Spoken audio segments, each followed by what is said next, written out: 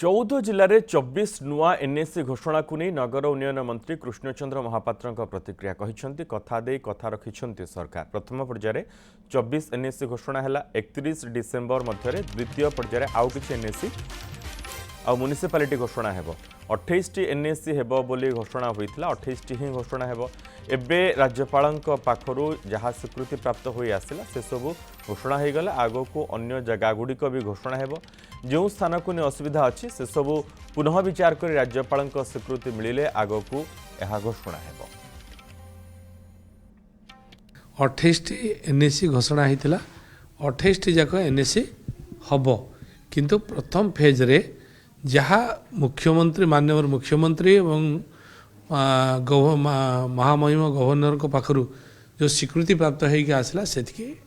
notification हो गला आउ जो गुड़ा रहिला आउ छोटा ने केते रही से गुड़ा मध्य एबे गवर्नर माननीय मुख्यमंत्री को पाख होई कि पुणी गवर्नर पाख जीवो जोड़ा ऑब्जेक्शन थिला ताकू